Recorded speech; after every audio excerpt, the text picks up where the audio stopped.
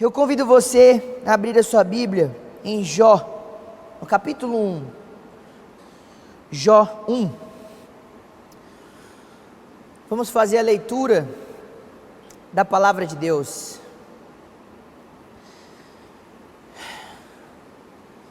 Havia um homem na terra de Uz, seu nome era Jó. Ele era um homem íntegro e correto, que temia a Deus e se desviava do mal. Jó teve 7 filhos e 3 filhas. Possuía 7.000 ovelhas, 3.000 camelos, 500 juntas de bois, 500 jumentas. Tinha também muitos servos que trabalhavam para ele. De modo que era o homem mais rico de todos do Oriente. Seus filhos visitavam uns aos outros. Cada vez um deles fazia um banquete e mandava convidar suas 3 irmãs para comerem e beberem com eles. Passado o período dos banquetes, Jó o chamava para santificar. Levantava-se de madrugada e oferecia sacrifícios de acordo com o número de todos eles, pois Jó pensava: talvez meus filhos tenham pecado e blasfemado contra Deus no coração. E era assim que Jó sempre procedia. Certo dia, os filhos de Deus vieram apresentar-se diante do Senhor, e Satanás veio também com eles. O Senhor perguntou a Satanás: de onde vens? Satanás respondeu ao Senhor: de rodear a terra, de passear por ela. O Senhor disse a Satanás: observastes o meu servo Jó? Na terra não há ninguém como ele. É um homem íntegro e correto, que teme a Deus e se desvia do mal. Então Satanás respondeu ao Senhor: será que Jó teme a Deus sem intenções? Por acaso tu não o tens protegido de todos os modos, a ele, sua família e tudo que ele tem? Tu tens abençoado a obra de suas mãos, e os seus bens se multiplicam sobre a terra. Mas estende a mão agora e toca em tudo que ele tem, e ele blasfemará contra ti na tua face. Então o Senhor respondeu a Satanás: tudo o que ele tem está sob teu poder, apenas não estendes a tua mão contra ele. E Satanás saiu da presença do Senhor.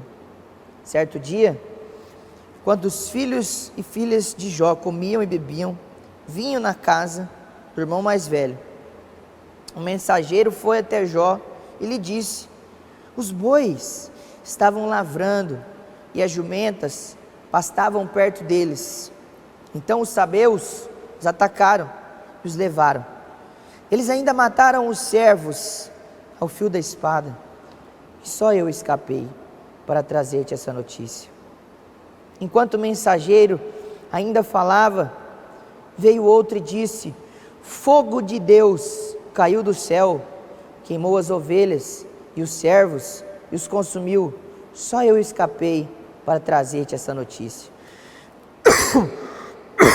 Enquanto ele ainda falava, veio outro e disse: os caldeus dividiram-se em 3 grupos, atacaram os camelos e os levaram, e ainda mataram os servos ao fio da espada. Só eu escapei para trazer-te essa notícia. Enquanto ele ainda falava, veio outro e disse: teus filhos, tuas filhas estavam comendo, bebendo vinho na casa do irmão mais velho. Veio um vento forte, vento do deserto, atingiu os 4 cantos da casa, que caiu sobre os jovens, e eles morreram. Só eu escapei para trazer-te essa notícia. Então Jó se levantou, rasgou o manto, raspou a cabeça, prostrou-se no chão, adorou e orou: eu saí nu do ventre da minha mãe, e nu voltarei para lá. O Senhor deu, o Senhor tirou, bendito seja o nome do Senhor. Em tudo isso, Jó não pecou, nem culpou a Deus por coisa alguma. Vamos orar. Senhor, nós estamos diante da Tua presença. Sabemos, ó Deus, que a Tua palavra é santa, que a Tua palavra é viva, inspirada pelo Senhor. Pedimos o Teu auxílio, a Tua ajuda. Fala conosco, nos consola, nos exorte, nos guie na Sua verdade. Em nome de Cristo Jesus oramos. Amém. Meus irmãos, nós estamos diante de um livro de Jó, livro muito conhecido por todos nós.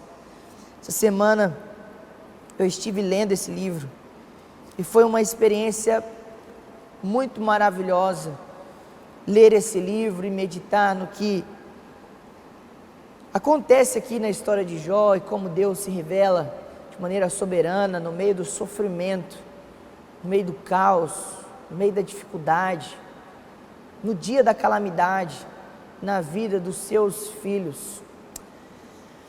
E esse livro, ele é muito conhecido, a história de Jó é muito conhecida por todos nós. Segundo a tradição, Jó é o primeiro livro da Bíblia a ser escrito. Não porque ele é o primeiro acontecimento, mas dentro dos relatos que tinham daquela época. Jó foi o primeiro livro, então, que foi escrito, e alguns divergem quanto à sua autoria. Obviamente, pelo que nós percebemos, Jó não foi o seu autor. Mas alguns sugerem que Moisés tenha sido o autor dessa narrativa. Mas isso também é apenas especulação. Como nós falamos, ele provavelmente foi o primeiro livro a ser escrito e ele relata uma história pelos parâmetros que nós vemos sendo desenvolvido no livro e por algumas outras características que a história de Jó, ela se passa dentro do período patriarcal, ali na época de Abraão, Isaac, Jacó, pelas características de como essas pessoas viviam, pela omissão nesse livro de falar sobre as alianças de Deus, sobre o êxodo e sobre tantas outras coisas que geralmente eram citadas como grandes feitos de Deus, como atos de Deus em prol do seu povo. E Jó, em nenhum dos momentos, nas suas lamentações, ele cita essas coisas. Então, talvez isso seja porque a sua história aconteceu nesse período, no período patriarcal. Esse livro, ele é um livro inspirado por Deus, assim como qualquer outro livro da Escritura. Por duas vezes no Novo Testamento ele é citado, uma vez em Romanos, quando Paulo deseja falar da sabedoria de Deus, como algo que os homens não podem perscrutar, como algo que os homens não podem atingir. Paulo encerra uma seção da carta de Romanos, fazendo uma doxologia, uma adoração a Deus, pela soberania e pela bondade, pela sabedoria imutável de Deus na obra da salvação. Em 1 Coríntios 3,9, Paulo também cita um trecho desse livro, falando sobre a sabedoria dos homens e a sabedoria de Deus. Em ambos os casos, Paulo deseja lembrar que Deus é infinitamente sábio, e que nós, ao lado de Deus, somos meros ignorantes, criaturas limitadas, que devem se curvar diante dos atos soberanos de Deus, mesmo que nós tenhamos dificuldade de entender e reconhecer esses atos.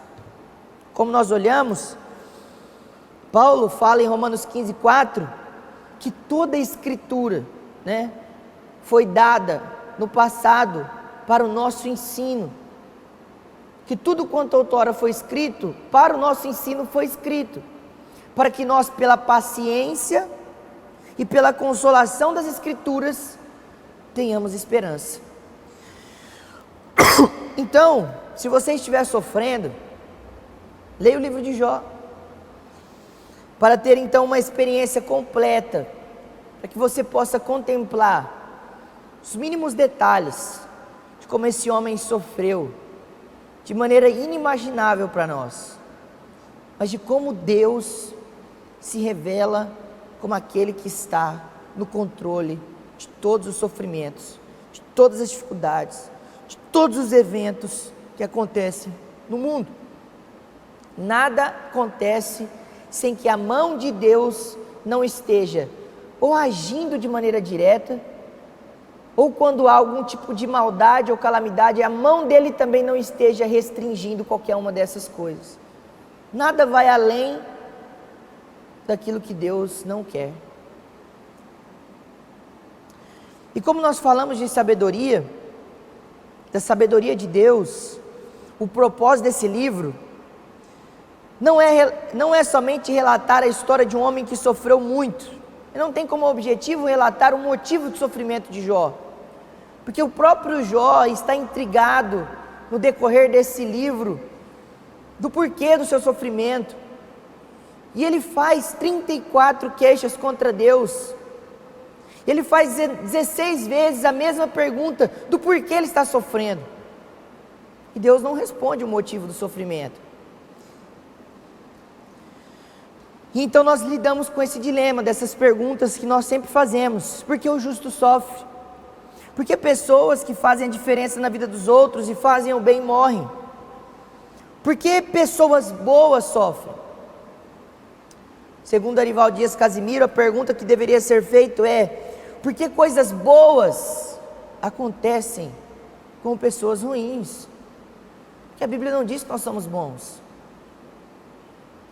A expressão aqui da integridade, do caráter de Jó, ela é uma expressão que mostra sua retidão diante dos homens, porque o próprio Jó, no decorrer do livro, vai afirmar que ele é de fato um pecador, mas que ele não cometeu um pecado tão terrível para que ele então passasse pelo tipo de sofrimento que ele passou. Isso tem muito a ver com a teologia daquele tempo, que era uma teologia predominantemente retributiva, que eles acreditavam que, conforme o seu procedimento, Deus iria retribuir eles. Mas nós vemos que Deus no final vai censurar esse tipo de pensamento nesse livro. Então o propósito do livro não é revelar para nós o motivo do sofrimento, mas é revelar para nós que no meio do sofrimento, Deus é aquele que sabe de todas as coisas, e às vezes é Deus mesmo quem está enviando o sofrimento, é Deus mesmo quem ordena o dia mau na nossa vida, mas Ele não faz isso sem motivos nenhum. Ele faz isso por diversos motivos que nós não poderíamos pontuar todos aqui e agora, mas claramente nós vemos, quando nós olhamos para o final da história, que o sofrimento na vida do cristão, dos servos de Deus, daqueles que amam o Senhor, daqueles que o temem, daqueles que vivem de maneira obediente e piedosa, tem o grande objetivo de levarem eles a terem uma visão mais aperfeiçoada de Deus. Segundo Martinho Lutero, há 3 coisas que faz um homem conhecer a Deus nessa vida: a Bíblia, a oração, o sofrimento.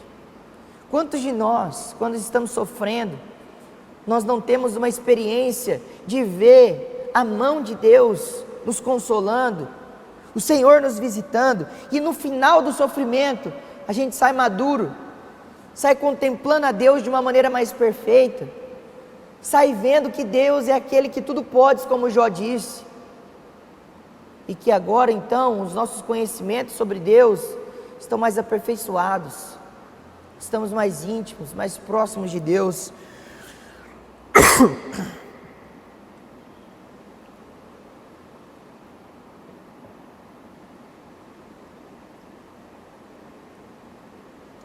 E frequentemente, quando nós olhamos para a Escritura,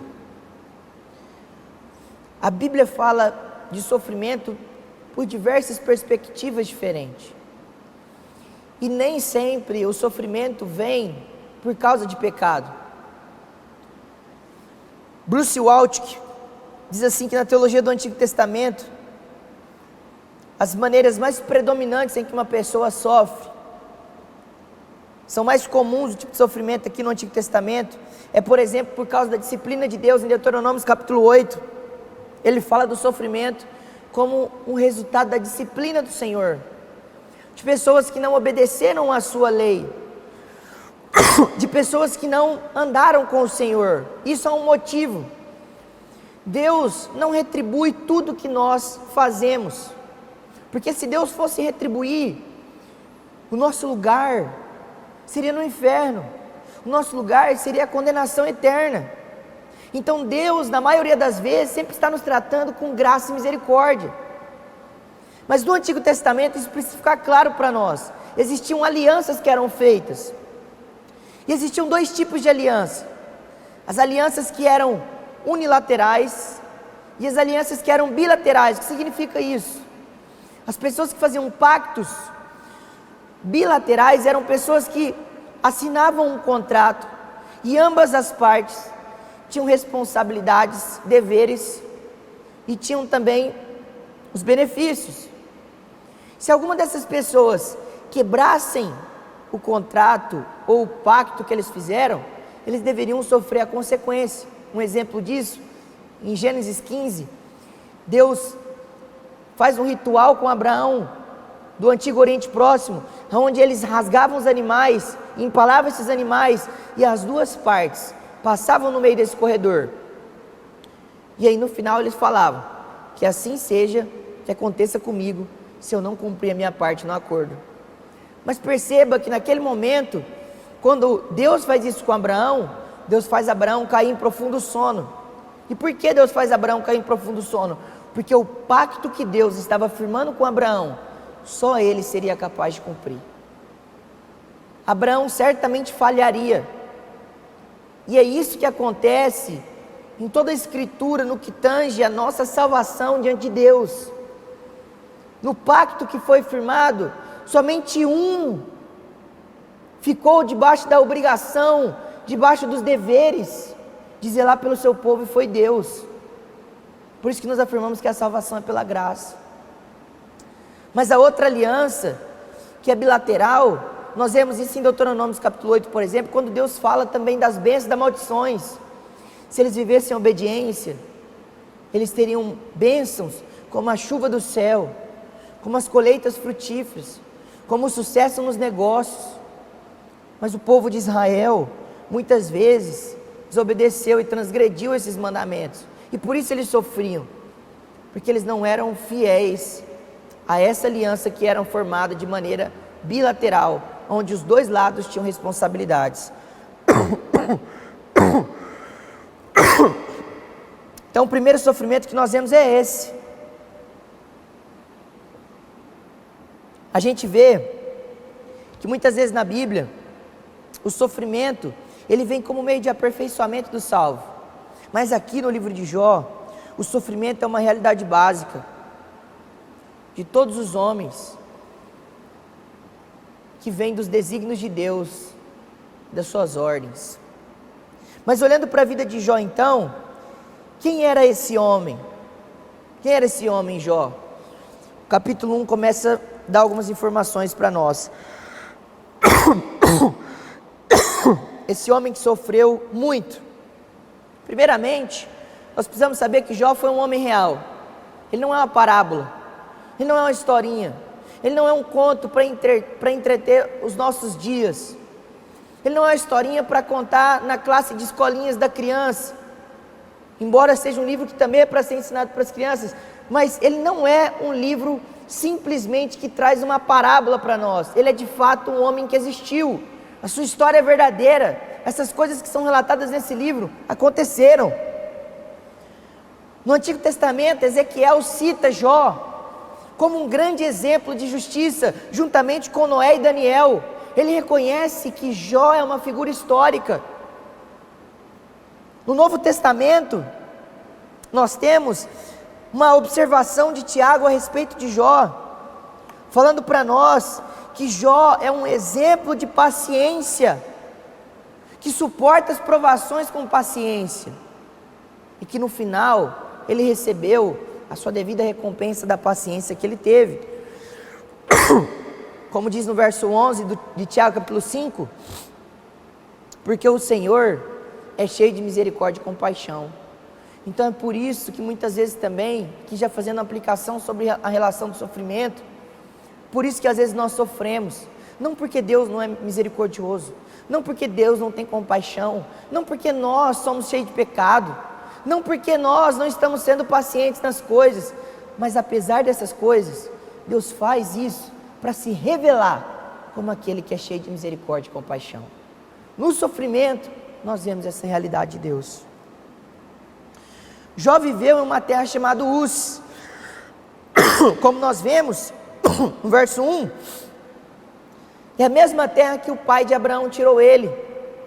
Uz, ou Ur dos caldeus, a forma da tradução não interfere tanto na compreensão de qual cidade era essa.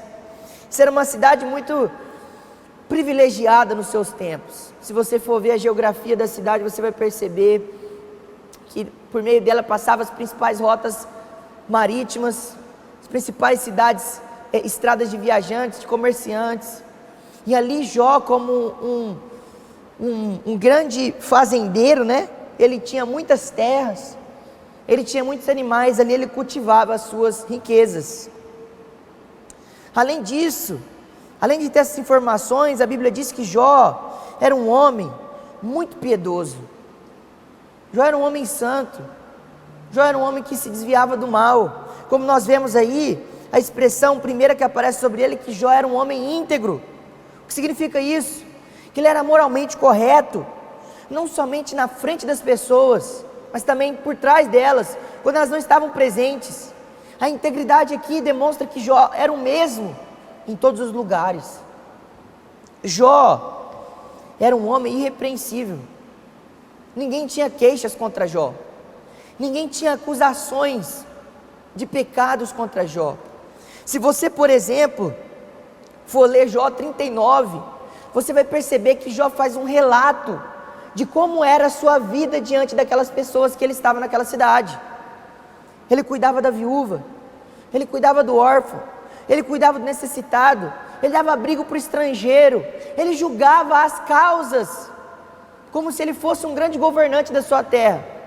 Na verdade, alguns estudiosos dizem que Jó era uma espécie de rei local na terra de Ur, ou Uz. Então Jó era esse homem que tinha uma moral impecável, que ele valorizava muito, estimava muito andar corretamente. Tanto é que no decorrer do livro, ele está o tempo todo lamentando, porque ele foi tão rigoroso, ele foi tão fiel nas suas práticas, que ele não consegue entender o porquê do sofrimento. E é um dilema que nós muitas vezes enfrentamos, quando nós estamos fazendo ali, se esforçando para fazer tudo certo, para agradar o Senhor, honrando a Deus em casa, honrando a Deus na igreja, honrando a Deus no trabalho, mas daí a gente sofre, a gente passa por dificuldades, a gente passa por dias terríveis, e a primeira coisa que vem nesse coração pecaminoso é aquela pergunta: o que eu fiz para merecer isso? Às vezes você não fez nada, às vezes é só Deus te levando a uma provação para depurar a sua fé, o seu caráter. Além disso, o texto diz que Jó era correto, ou seja, ele apresentava retidão e honestidade em todas as coisas. Ele andava no caminho da justiça, ele praticava o que era certo. Isso significa que Jó se preocupava muito em fazer as coisas de maneira que agradasse a Deus. Ele era honesto com os funcionários, ele era honesto na maneira de julgar as situações da sua região em que vivia, como nós já falamos de Jó 39. Ele nunca, conforme ele mesmo diz, e Deus no final, quando vai falar a respeito de Jó, reconhece isso, ele nunca agiu de maneira injusta com os seus subordinados.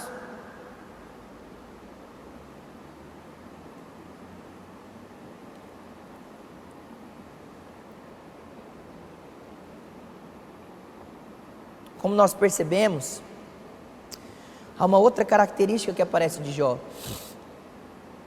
A Bíblia diz que ele era temente a Deus. O que significa isso?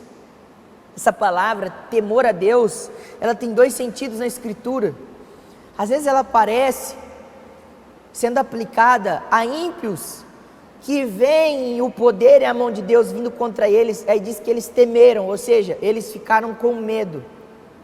Mas ela é utilizada por Jó, não no sentido de alguém que tem medo de Deus, mas no sentido de alguém que tenha consciência de que está sempre diante de Deus, em qualquer lugar. Por isso que as suas ações, as suas obras, eram sempre medidas por essa realidade: Deus está aqui, Deus está presente, Deus está me vendo.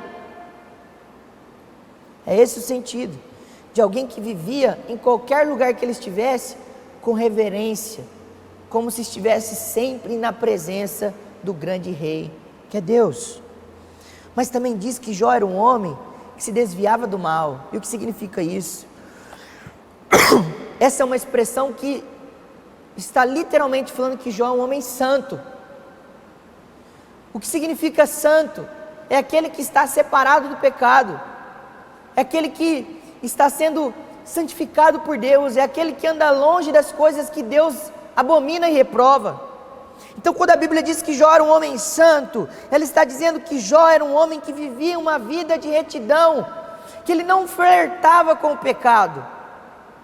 Não somente que ele não flertava com o pecado, mas ele rejeitava tudo aquilo que era errado. Que é isso sim, o significado de alguém que se desvia do mal. É igual o Provérbios diz: viu o caminho mau, passa de largo, passa longe dele. Era isso que Jó fazia. Jó não tolerava coisas erradas na sua vida. Como chefe de família, Jó era um sacerdote perante Deus. Porque perceba no verso 5, a Bíblia vai dizer para nós que Jó era literalmente um líder espiritual. Ele reconhecia sua responsabilidade, ele sabia como homem dos seus deveres, de levar Deus para dentro do seu lar e para dentro da sua família.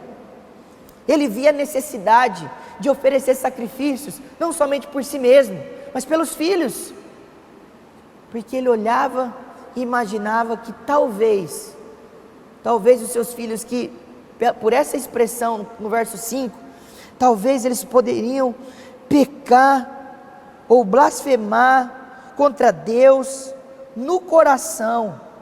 Percebam então que Jó, ele não era somente um líder, aquele que levava a sua família a praticar aquilo que era espiritual. Um exemplo disso é um homem que abre a sua Bíblia em casa, que lê com a sua esposa, que lê com os seus filhos, que leva Cristo para dentro do seu lar. Era isso que Jó fazia. Jó levava os filhos para praticar aquilo que agradava e honrava a Deus. A expressão aqui é literalmente, ele buscava santificar os filhos, ou seja, buscava o perdão de qualquer tipo de pecado que eventualmente eles poderiam ter cometido. Perceba a preocupação em agradar a Deus, em não macular a santidade de Deus. Jó era um homem espiritual, porque ele não somente se preocupava com esses ritos, sacrifícios, mas ele falava dos pecados do coração. Perceba que ele não está apenas preocupado com as coisas exteriores, ele não está apenas preocupado em oferecer sacrifícios, mas ele está preocupado em ter um coração puro diante de Deus. Isso é uma maneira louvável de ver. Isso deve nos envergonhar, isso deve nos levar a olhar para dentro. Falar: Deus, eu quero ser assim. Mas não somente porque Jó é assim, porque Jó nada mais refletia o caráter do próprio Deus que estava imprimido nele. Nós devemos olhar para Cristo, devemos olhar para os homens que estão como exemplo para nós na Escritura e querer imitar eles. Mas percebam uma outra coisa: Jó, ele era um homem zeloso, porque a Bíblia diz no verso 5 assim, ele levantava-se de madrugada, E lá no final do verso 5 fala assim, que ele era assim, e era assim que Jó sempre procedia. Jó era um homem meticuloso, Jó era um homem zeloso, Jó era um homem rigoroso em buscar sempre a perseverança e a continuidade diante de Deus. Ele não era um homem inconstante. Leio a Bíblia uma semana, deixo ela parada um mês, volto depois de um mês e começo a ler a Bíblia de novo. Jó era um homem que ele se preocupava em todos os dias estar ereto diante de Deus, fazendo aquilo que agrada a Deus. Andar desse jeito diante de Deus para Jó era algo muito importante, como nós vemos. E aí nós podemos fazer uma introspecção, examinar cada um de nós a si mesmo. Como nós estamos andando diante de Deus? Qual a nossa maior preocupação na vida? Jó era um homem muito rico, Jó era um homem poderoso. Ele poderia olhar para tudo que ele tinha e falar assim: eu quero mais, quero conquistar muito mais. Mas perceba que Jó está o tempo todo preocupado como ele anda diante de Deus. Jó era alguém que trazia muita alegria e prazer para Deus. Capítulo 1, verso 8, capítulo 2, verso 8, por 2 vezes Deus se refere a Jó como meu servo, e ele fala o tempo todo que não há ninguém na terra como ele. E essa expressão meu servo é uma expressão que Deus usa para mostrar a sua contemplação e prazer nos filhos de Deus. É uma expressão de honra. Além disso, irmãos, quando nós olhamos para Jó, nós vemos que Jó tinha uma família ideal, grande, abençoada. Ele tinha grande número de filhos, e isso era um sinal da bênção de Deus numa família no antigo Israel. Naquele tempo, que Jó ainda não estava dentro do povo, inserido do pacto de Abraão para frente ali, quando Deus já estabelece as leis. Mas perceba que naquela cultura, naquela época, ter muitos filhos era uma grande evidência da bênção de Deus. Mas não somente isso, seus filhos, eles eram perfeitamente unidos. Perceba que quando você vai olhar para a história de Abraão, de Isaac, de Jacó, alguns tempos atrás nós vimos uma exposição da história de José, e falamos dos irmãos de José. Percebam como eles estão sempre brigando, discutindo, um querendo vender e matar o outro. Mas olha como que os filhos de Jó viviam. Eles eram unidos, cada um tinha suas próprias casas, e eles eram convidados aí nessas casas dos irmãos para comerem juntos. Olha como a bênção de Deus estava sobre a vida de Jó. Além de uma grande família, eles eram completamente unidos. Jó era o homem mais rico do Oriente. Ninguém tinha mais gado, jumento, camelo, ovelhas, empregados e servos e terras do que Jó. Perceba como Jó era um homem muito abençoado por Deus. Mas aí então, no verso 6 do capítulo 1,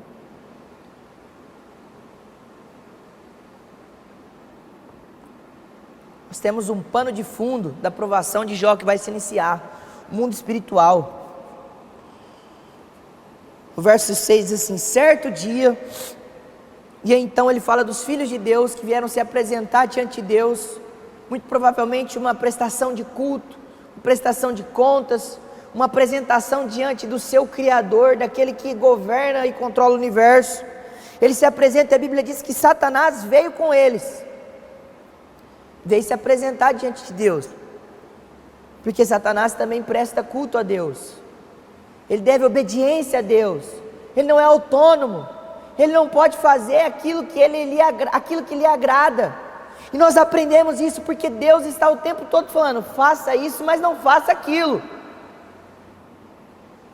O Senhor perguntou a Satanás, de onde você vem? Ele fala: de rodear a terra e passear por ela. Nós vemos uma mesma expressão muito semelhante em 1 Pedro 5,8, que o diabo é aquele que anda ao nosso derredor, rodeando ao nosso derredor, bramando como leão, buscando a quem tragar. Ele é esse que anda pela terra. A expressão Satanás aqui, ela é literalmente aquele que acusa, o acusador, aquele que vem trazer acusação contra os filhos de Deus. E é isso mesmo que ele faz, porque ele chega diante de Deus, depois de Deus apresentar Jó com grande orgulho, com grande alegria, no verso 8, ele fala assim: olha, está vendo aquele meu servo Jó? Deus não precisa provar nada para Satanás, mas perceba que ele está ali incitando o diabo para uma espécie de duelo, para uma espécie de demonstração de quem ele é, e de que é possível os homens serem fiéis a Deus, independente daquilo que eles recebem de Deus, somente por aquilo que Deus é, porque a acusação que Satanás levanta contra Jó, no verso 9 é essa: será que Jó teme a Deus sem intenções? Será que ele não faz isso sem motivos? Será que ele não adora a Deus porque você tem protegido ele de todos os modos? Porque ele não sofre nenhum dano, porque ele não sofre provação, a ele e a sua família e tudo que ele tem você protege, você abençoa ele, você abençoa as obras das suas mãos, e os bens dele só se multiplicam sobre a terra. Assim é fácil adorar a Deus. Esse é o argumento de Satanás.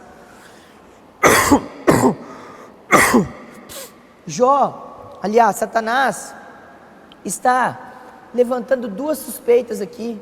Ele está fazendo não somente uma acusação, mas duas. Primeiro, ele acusa Jó de ser interesseiro, de adorar a Deus com base naquilo que Deus dá. E em segundo lugar, ele acusa Deus de ser um grande subornador para obter a adoração e o amor das pessoas, como se Deus precisasse dessas coisas. Segundo Hernandes Dias Lopes, pregando esse texto, ele diz que aqui nós temos algumas teses de Satanás. Se você digitar lá no YouTube as teses de Satanás, você vai assistir uma exposição do pastor Hernandes falando sobre esse texto. E ele diz assim que as teses que Satanás levanta é que ninguém ama mais a Deus do que o dinheiro, do que uma vida estável, e de que ninguém ama mais a Deus do que a sua família, sucesso e prosperidade. Que essas coisas que Satanás está falando são literalmente teses levantadas, ou argumentos, ou insinuações, que levantam uma acusação contra os homens, que é impossível amar a Deus mais do que essas coisas. E aqui então, Satanás sugere uma provação no verso 11. Tira essas coisas dele, ele vai blasfemar, porque é isso que é mais importante para um homem. Essa é a tese de Satanás. Então a provação de Jó começa porque Deus fala assim, olha, no verso 12: tudo que ele tem está sobre o seu poder, apenas não estenda a tua mão contra ele. E aí então Satanás saiu da presença do Senhor para dar início àquela ação que ele provavelmente deve ter sentido muito prazer em realizar. Aí no verso 13 ele fala assim: certo dia, ou seja, não foi imediatamente, foi um certo dia, ou seja, é isso que o diabo faz, ele é astuto, ele planeja, ele age de maneira meticulosa para trazer o pior mundo possível para Jó. E que dia que foi esse? Como ele diz aí no verso 13, o dia quando os filhos de Jó estavam todos reunidos. Aí então começa o grande dia da calamidade de Jó. E aí nós temos um relato bíblico de que Jó sofreu roubo, assassinato dos seus servos, e que ele teve perda por catástrofes naturais, fogo de Deus e vento vindo do deserto, fogo do céu e vento que veio do deserto e derrubou a casa onde estavam os seus filhos. Mas perceba uma coisa interessante, que tudo isso aconteceu de maneira simultânea, não foi em momentos separados. Ele não terminou de se recuperar de um problema, já veio outro. Ele não terminou de se recuperar desse problema, já veio outro. E às vezes é isso que acontece na vida dos justos. Problemas simultâneos começam a vir e vir e vir. Não dá tem tempo da gente se recuperar de um problema, de uma dificuldade. Deus já manda outro. A gente está tentando resolver isso aqui, viver aquele problema, já tem outro problema para se preocupar. E aí a gente fica numa situação onde vê a nossa vulnerabilidade, a nossa fragilidade, a nossa fraqueza. E aí a gente só tem uma coisa a fazer: recorrer ao único que pode nos socorrer, que é Deus. Vocês percebam que Jó,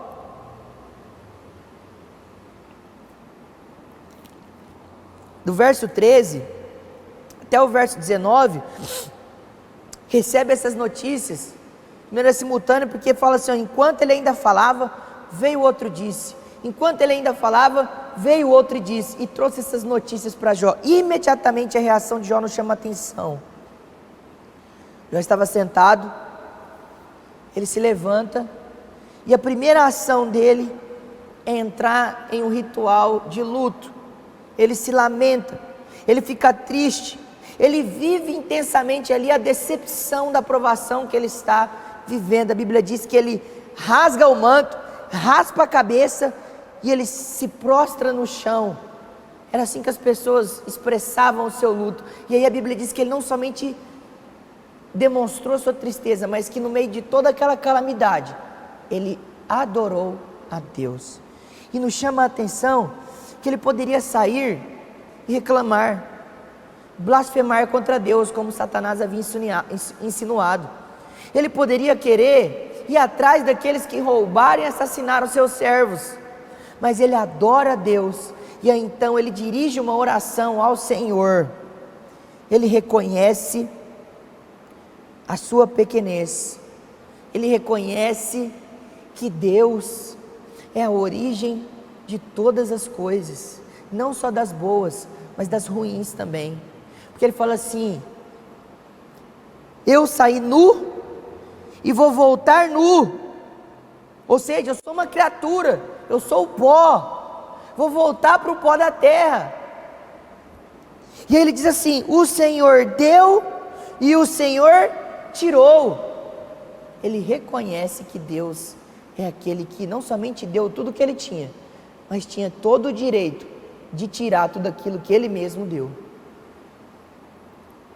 Perceba como Jó percebe a ação de Deus por detrás de todas as coisas. E então ele louva a Deus, ele fala: bendito, louvado, engrandecido seja o nome do Senhor. No meio da provação, Jó louva a Deus. Esse tipo de situação que Jó viveu é o tipo de situação que pode levar um homem à loucura. Ele perdeu todos os filhos, ele perdeu tudo que ele tinha, só sobrou 4 servos para ele e a sua esposa, que depois também vai trazer umas palavras duras para ele. Mas o que chama atenção é que o argumento de Satanás cai, porque depois de tirar tudo aquilo que ele falou que levaria Jó a blasfemar, a Bíblia diz que em tudo isso Jó não pecou e nem culpou a Deus por coisa alguma. Ele não trouxe culpa a Deus, ele reconheceu a mão de Deus como sendo justa. Mas então, do verso 2, no capítulo 2, do verso 1 até o verso 6, o ciclo se repete. Satanás se apresenta novamente ante Deus. Deus novamente apresenta Jó como íntegro, como reto, como temente a Deus e como aquele que ainda permanece íntegro diante da provação. E aí então Satanás levanta uma outra tese, um outro argumento, uma outra insinuação. No verso 4, capítulo 2, ele diz: pele por pele, tudo que o homem tem, ele dará por sua vida. Estende a sua mão agora, e toca ele nos ossos e na carne, e ele vai blasfemar contra ti na tua face. Ele está dizendo assim: tudo bem, um homem pode ser fiel se perder tudo, se perder sua família, mas aí um homem sim vai pecar contra Deus, se ele perder sua própria saúde. Em outras palavras, ele estava acusando Jó de amar mais a si mesmo do que a Deus e do que a todas as coisas. Ele estava acusando Jó de amor próprio. O amor próprio, que para muitos hoje é a maior virtude que alguém pode ter, a Bíblia diz exatamente ao contrário, que o amor a Deus, acima de todas as coisas, é a maior virtude que uma pessoa pode ter. Não amor próprio, não autopreservação, mas aquele que olha para Deus e ama Ele acima de todas as coisas. E então Deus permite Satanás mais uma vez a realizar seu plano perverso. No verso 7, nós vemos que a aprovação de Jó aumenta, porque agora ele é atacado por doenças por todo o seu corpo. Segundo os estudiosos, os historiadores, vão dizer que Jó teve mais de 70 doenças, envolvendo doenças do osso, da pele, da boca, de todas as extremidades do seu corpo.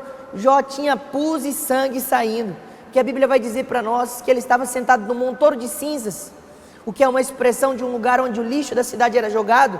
Ele se auto-isola para esse lugar, como um leproso.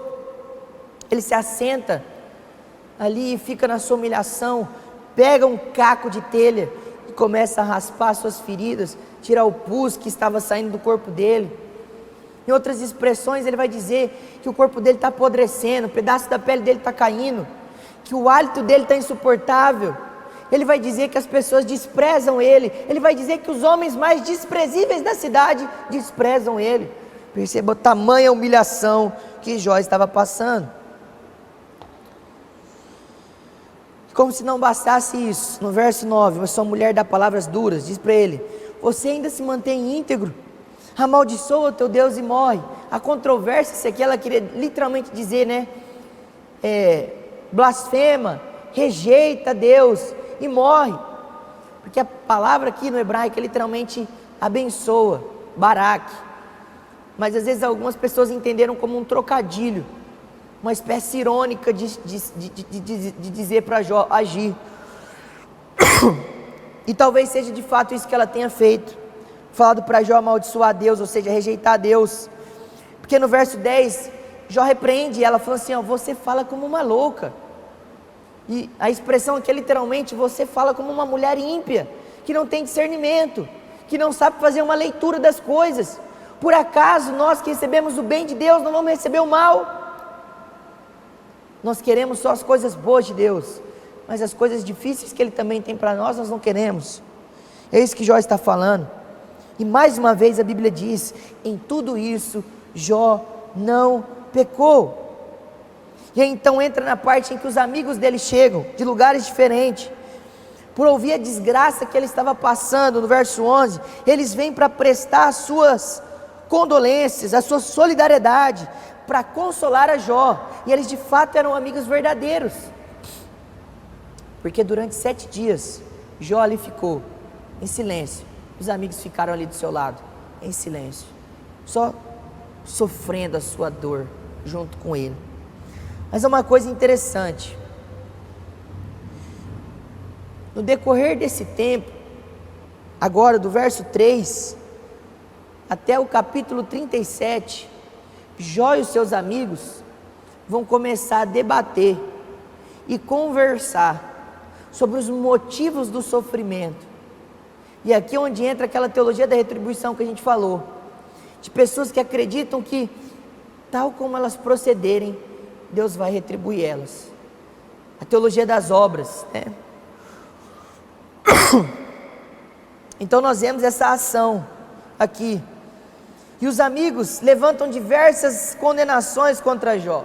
De maneira resumida, ele acredita que Jó está sofrendo por causa do seu pecado. Ele pecou e por isso ele está sofrendo. Bildade acredita que Jó não tinha se arrependido do seu pecado e por isso ele está sofrendo. A solução é se arrepender para o sofrimento passar. Zofar acredita que Jó merece sofrer mais do que ele está sofrendo, por causa do seu pecado. E Eliú, o jovem que aparece no final dos debates, indignado com todos os amigos, ele tem uma visão mais depurada do sofrimento. Ele diz que acreditava que Deus estava usando o sofrimento para moldar o caráter de Jó, embora algumas vezes ele levante a indagação de que possa ser também por causa de pecado. Essa é a percepção humana desses amigos, e essa foi a visão teológica deles do sofrimento de Jó. Eles não têm a visão privilegiada que nós temos de uma conversa no mundo espiritual que dá origem ao sofrimento de Jó, para Deus expor os filhos dele como pessoas que são fiéis no meio do sofrimento. Que Deus é glorificado porque Ele é amado e glorificado, não porque Ele dá coisas, não porque Ele dá saúde, não porque Ele dá bom emprego, não porque Ele prospera, mas que Deus é glorificado e adorado no mundo espiritual, pela sua grandeza, pela sua justiça, pela sua bondade, apesar dos pesares.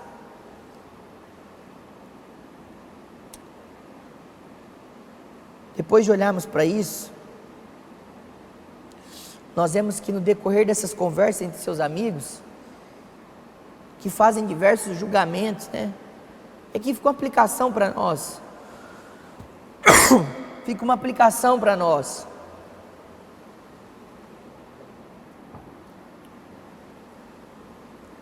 Não seja como ele faz, Bildade e Zofar, que vê alguém sofrendo e dá veredito na vida dos outros. Está sofrendo porque pecou, está sofrendo porque fez o que é errado. O que será de errado que essa pessoa fez para ela estar sofrendo? Perceba que Jó é o exemplo vívido de que o sofrimento nem sempre é por causa de pecado. Jó não pecou para sofrer, como o próprio Deus no final vai testificar a respeito do seu caráter. O sofrimento nem sempre é causado por causa das nossas obras ruins. E Jó quer saber o motivo do seu sofrimento. Ele pergunta várias vezes a Deus o porquê, mas tudo que ele tem é o silêncio de Deus. Tudo que ele tem, diante de todas as suas perguntas, diante de todos os seus argumentos, para se defender diante de Deus, Deus não responde nada para Jó. E ele está o tempo inteiro invocando a presença de Deus. E aqui está alguma coisa interessante. No meio desse sofrimento de Jó, não adiantava ele ouvir a esposa, os amigos, ou a si mesmo. Ele queria ouvir Deus. Ele queria ouvir o que Deus tinha a falar para ele. E aqui, conforme disse também Augusto Nicodemos, é que está o verdadeiro desafio da espiritualidade cristã. É continuar crendo em Deus, sem ver, sem ouvir, sem sentir, e ainda dando tudo errado, e continuar crendo que Deus está no controle. Porque embora Jó levante muitas queixas contra Deus, ele está o tempo todo falando que Deus é o Todo-Poderoso, que Deus é justo, que ele só quer ter um momento diante de Deus, e se Deus trazer o veredito ruim para ele, ele vai ficar em silêncio, ele vai se submeter a Deus, mas ele quer ouvir Deus.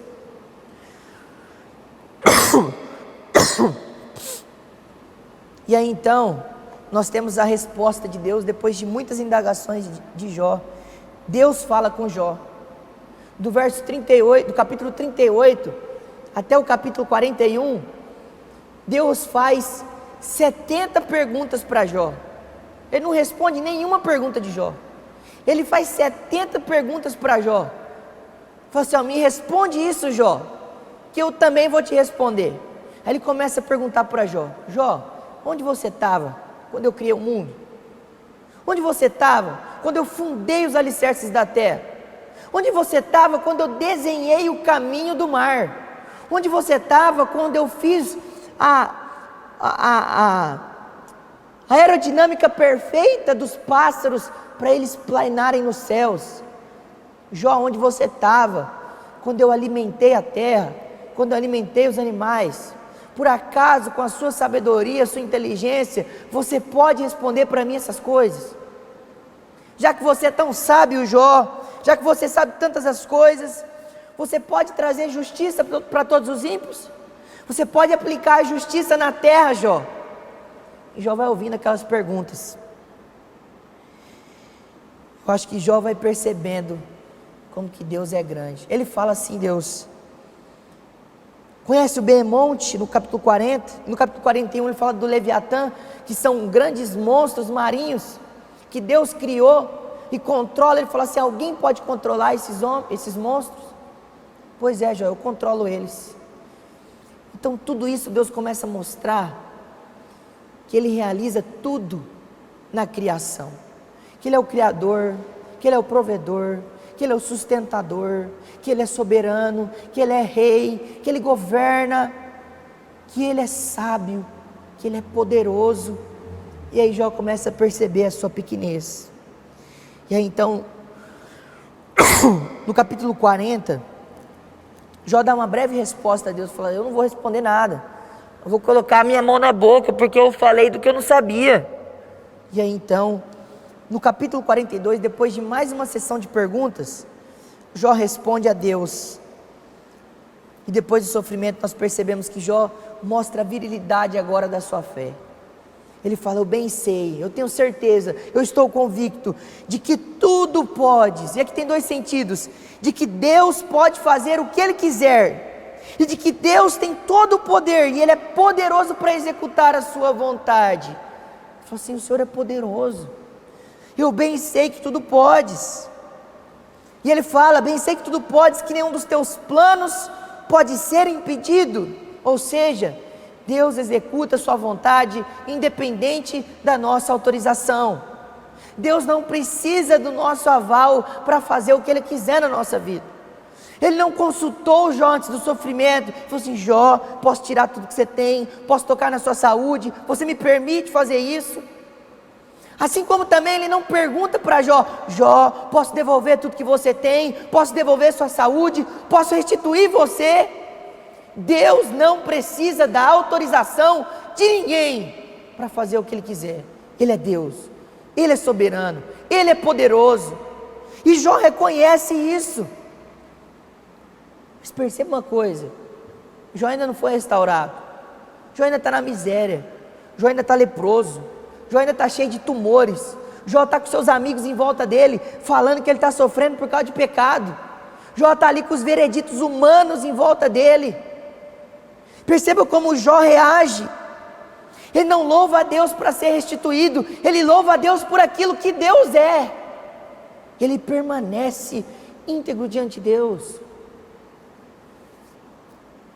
Aí ele faz uma pergunta que Deus mesmo fez para ele: quem é este que sem conhecimento obscurece o conselho? Isso lá no capítulo 42, tá?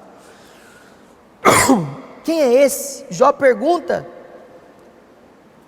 o que Jó faz a pergunta que Deus fez no início: quem é esse Jó? Quem é Jó? Aí então ele fala: de fato, eu falei o que eu não entendia, coisas que me eram maravilhosas demais e eu não compreendia. Jó reconhece suas palavras precipitadas. Jó reconhece que ele está tentando trazer uma análise daquilo que é transcendente. Jó percebe que ele está falando de coisas que estão além da compreensão humana. Querer saber todos os motivos do que acontece na terra não é fé, é curiosidade, é especulação. Deus não revelou tudo, e a gente tem que se contentar de que Ele é esse que Ele se revela. Por isso que nós precisamos ler o livro de Jó inteiro para ter essa experiência completa, para perceber como Deus se revela como aquele que nós precisamos somente confiar no meio do sofrimento. Jó passa a conhecer mais a Deus. Ele falou assim: olha, com o ouvido, eu tinha ouvido falar a teu respeito. A fé de Jó era genuína, porque ele fala do caminho da fé no coração, que é de fato pelo anúncio da palavra. Eu ouvi falar do Senhor, por isso eu criei. Como Paulo fala que a fé vem pelo ouvir, mas agora Jó fala de uma experiência mais vívida com Deus. Ele fala assim: agora os meus olhos te veem. Eu te conheci de maneira pessoal. Eu tive uma experiência íntima. Não foi só alguém que me disse que viveu uma experiência, mas eu vivi a minha experiência com o Senhor. Então ele se arrepende, né? Ele se humilha diante de Deus. Ele fala: por isso me desprezo e me arrependo no pó e na cinza. Ele se curva como uma criatura diante do seu Criador. Aplicações finais.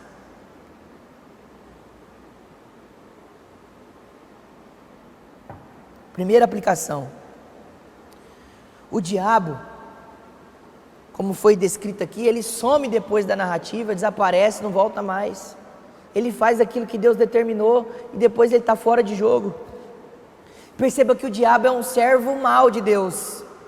Como disse Lutero, Satanás, ele é um cão raivoso na coleira de Deus.